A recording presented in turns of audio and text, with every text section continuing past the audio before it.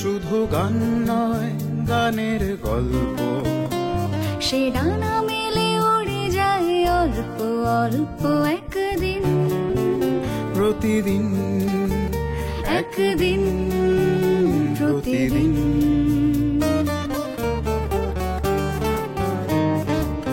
কেন সে গান গায় সে কথা অজানা, সে সরসন্ধির সন্ধিতে নিশানা। কেন সে গান গায় সে কথা অজানা, সে সরসন্ধির সন্ধিতে নিশানা। সে কাকে ডাকে কে মনে রাখে, আলো ছায়া মাখা হারানো দিন। সে শুধু গান নয়, প্রাণের স্পন্দন, যার কথা মালা হয়ে ওঠে চন্দন। সুবাসে প্রতিদিন, একদিন প্রতিদিন।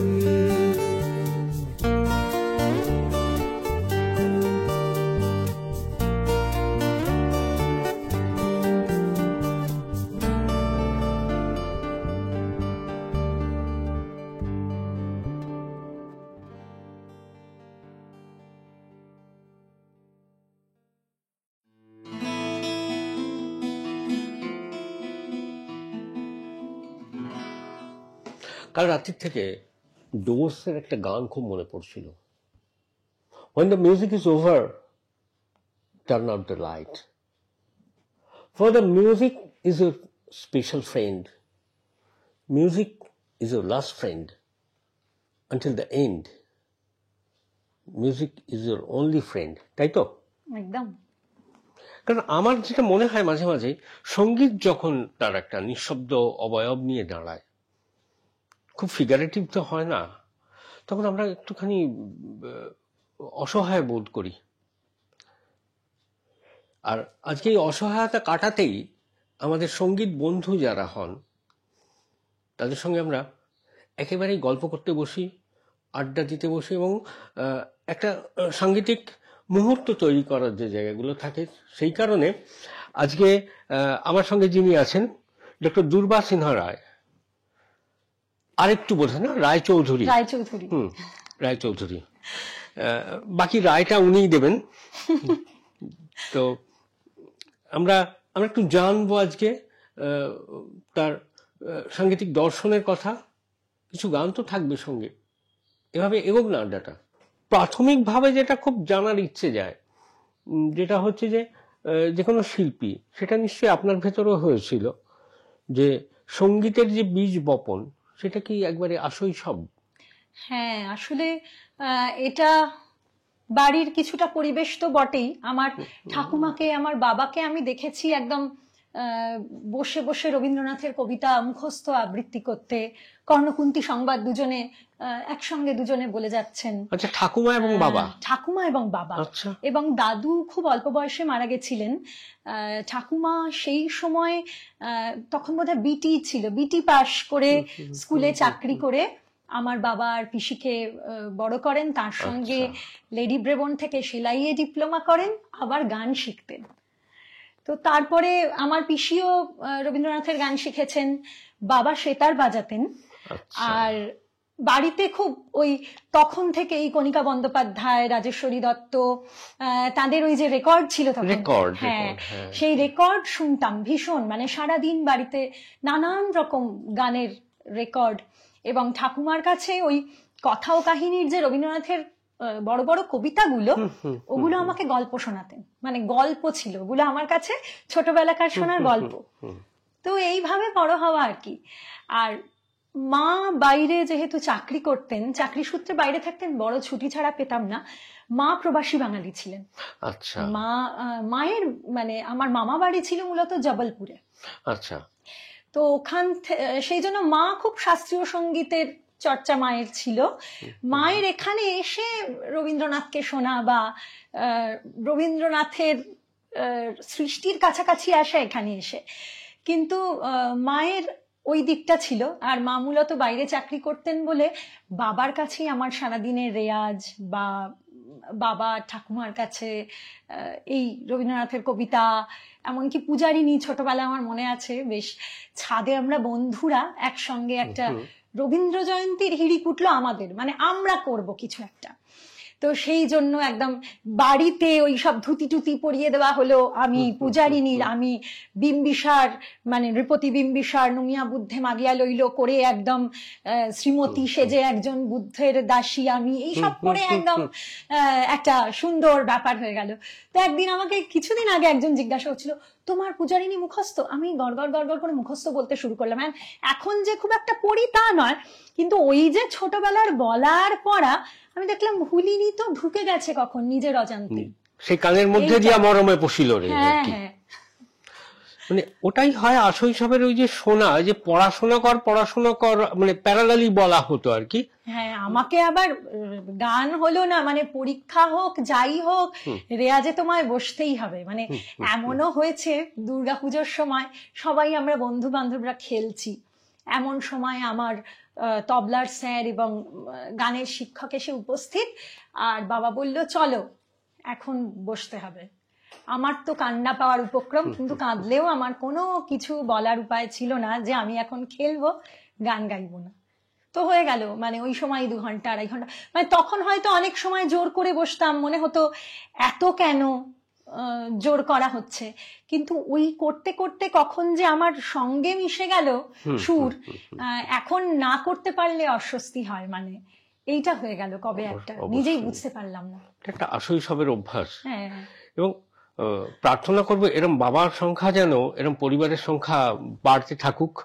অত্যন্ত ভাগ্যিস ওনারা জোর করেছিলেন সত্যি। মানে এমনকি এটাও হয়েছে, যখন আমি একটা করে গান শিখছি তখন স্বরলিপি নেই সবকটা, তো পাবলিক লাইব্রেরি থেকে স্বরলিপি তুলে বাবা একটা খাতায় সমস্ত স্বরলিপি লিখে লিখে নিয়ে আসতেন সেইটা রাখার জন্য আর কি।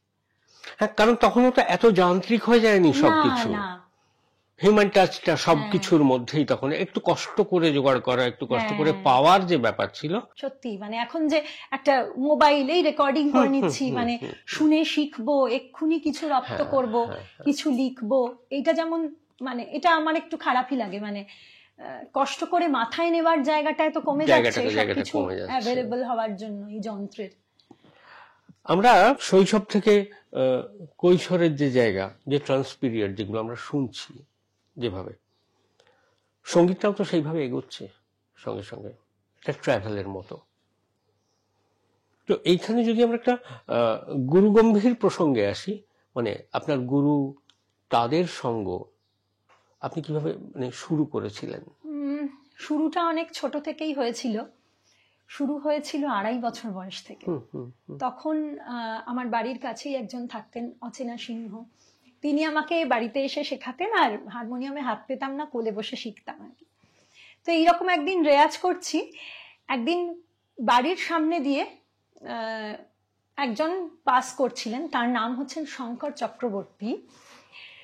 তিনি হঠাৎ বাড়িতে নিজে আসেন, এসে বলেন যে এই মেয়েকে আমি গান শেখাবো। মানে তিনি আমার রেয়াজ শুনতেন রোজ, হয়তো সন্ধ্যাবেলা কোনো কারণে এই দিক দিয়ে যাতায়াত ছিল তার। এইভাবে তার কাছে ওই নানান রকম ভজন, বেসিক ঠাটের আইডিয়া, এই সব শেখা শুরু হলো, কিছু রবীন্দ্রনাথের গান, এই সব করতে করতে বাবা বললেন দেখো কোনো শিক্ষাই সম্পূর্ণ হয় না যদি না উচ্চাঙ্গ সঙ্গীত শেখো। তো তখন চিন্ময়ী মুখোপাধ্যায়, চিন্ময় লাহিড়ীর ছাত্রী ছিলেন, তার কাছে আমার এই ক্লাসিক্যাল মিউজিকের যে ট্রেনিং সেটা শুরু হলো। এবার উনিও এত ভালোবাসতেন, উনি আমাকে নিয়ে স্বপ্ন দেখেছিলেন যে ওনার প্রচুর পুরাতনী গানের স্টক ছিল, যে আমি দুর্বাকে আমার সব পুরাতনী গান দিয়ে যাব। অনেকটাই মানে পুরোপুরি খেয়ালের চর্চার মধ্যে দিয়ে চলছি তখন আমি, কিন্তু বাড়িটা এত রবীন্দ্র কেন্দ্রিক ছিল। তখন বাবা বললেন না, এবার রবীন্দ্রসঙ্গীত কারুর কাছে শিখতে হবে। মানে কিছুদিন পরে, মানে যখন আমি পুরো অ্যাক্টিভলি গান বাজনা করছি, তখন মনে হয়েছিল যে হঠাৎ শুধু রবীন্দ্রসঙ্গীত থেকে কেন সরিয়ে দিলেন বাবা। মানে এখন যেমন আবার একটা অন্যরকম আঁকড়ে ধরার জায়গা চলে এসেছে, কিন্তু আবার একটা সময় কিন্তু মনে হতো যে কেন, আমার তো ওই দিকটা বেশ চলছিল। যাই হোক, তারপরে পূরবী মুখোপাধ্যায়ের কাছে গেলাম। পূরবীদির কাছে বহু বছর শিখতে শিখতেই মায়া সেনের কাছে ভর্তি হওয়া। তখন ওই আমি হয়তো স্কুল হায়ার সেকেন্ডারি পাশ করেছি সবে, তারপরে মায়াদির কাছে যাওয়া। তারপরে তো রবীন্দ্র ভারতীতে ভর্তি হলাম, ওখানে গ্রাজুয়েশন মাস্টার্স দুটোতে ফার্স্ট হলাম। আর মায়াদির আনন্দধ্বনির নিয়ম ছিল হচ্ছে রবীন্দ্র ভারতীতে যারা ফার্স্ট হবে তাদের দিদি বিনা পারিশ্রমিকে গান শেখাতেন। তো এটা একটা দারুণ মজার গল্প।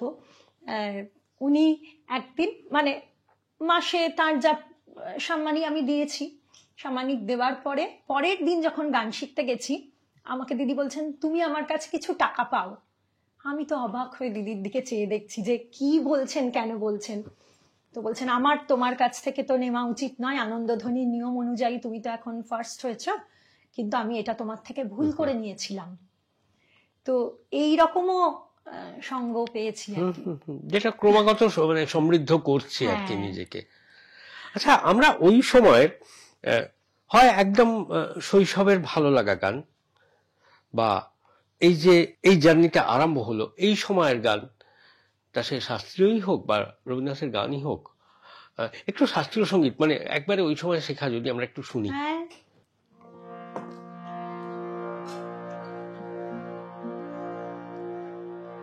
गुरु के नाम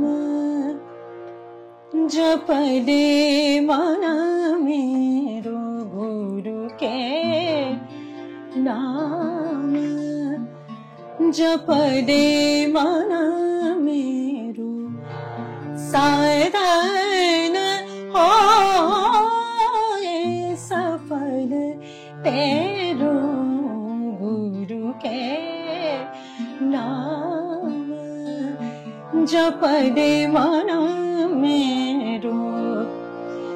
गुरु बिना ज्ञान कैसे पावे, गुरु बिना पाठ कौन सिखावे, गुरु बिना ज्ञान कैसे पावे, गुरु बिना पाठ कौन सिखावे।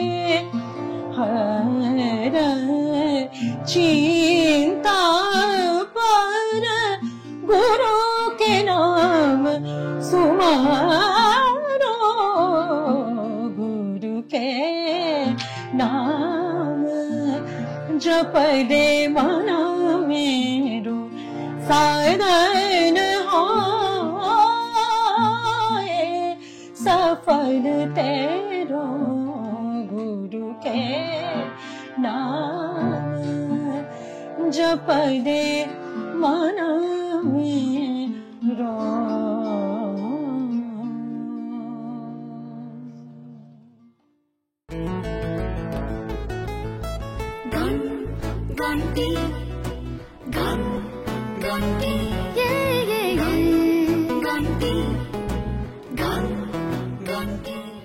আমার একটা জিজ্ঞাসা, যেহেতু আমাদের একটা এখন বন্ধুত্বের জায়গা, আমরা যে বন্ধুত্বের জায়গায় এলেই তখন একটা অকপট কিছু প্রশ্ন করা যেতে পারে। শাস্ত্রীয় সঙ্গীতে তো এরকম একটা অনায়াস বিচরণ খোলা মাঠের মতো, রবীন্দ্রনাথ কেন অনিবার্য হলো না? আরেকটু আছে,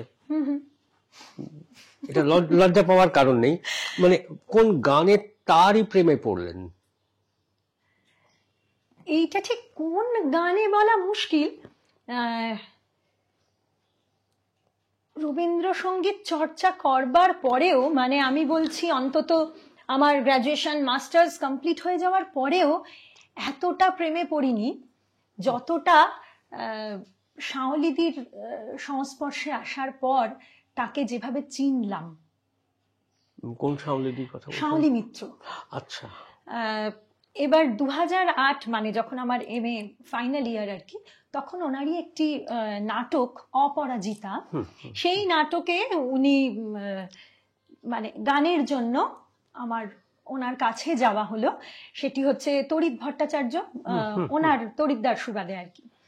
উনি নিয়ে গেলেন। তখন আমাকে শাওলিদি বললেন, এই ওনার ওই নাটকের জন্য বেশ কয়েকটি গান ব্যবহার করা হয়েছিল। একটা হচ্ছে আমার প্রাণের পরে চলে গেল কে, আরেকটা হচ্ছে আমি কেবলই স্বপ্ন করেছি বপন বাতাসে, আর কি ধ্বনি বাজে।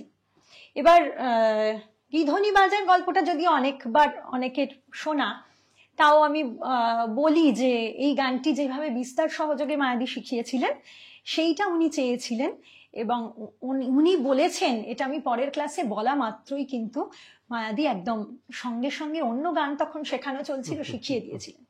কিন্তু যেটা আমার বলার প্রেমে পড়ার বিষয়টা নিয়ে, যখন রেকর্ডিং স্টুডিওয়ে গেছি আমাকে বলছেন আমি কেবলই স্বপ্ন করেছি বপন বাতাসে গাও, মানে আমি যেমন গাই, আমি কেবলই স্বপ্ন করেছি বপন বাতাসে আমি,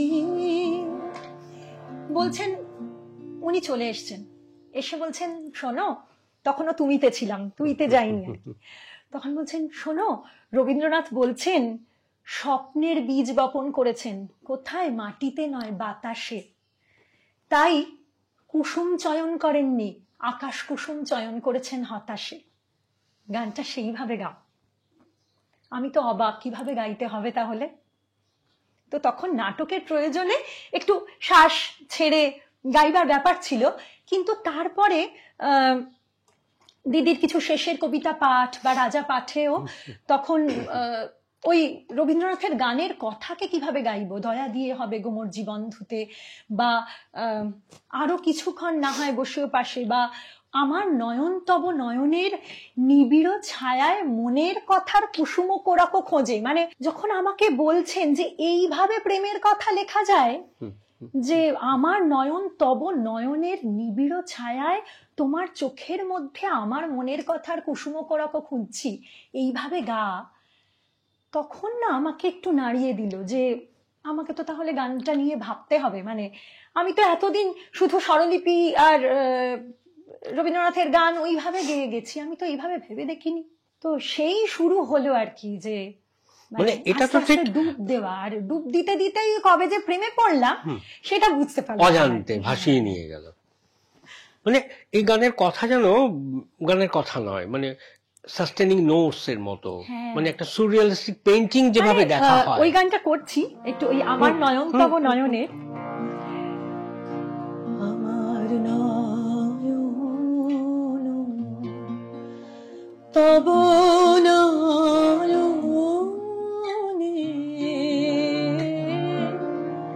নিবিড় ছায়ায় মনের কথা কুসুম কোরাক খোঁজে,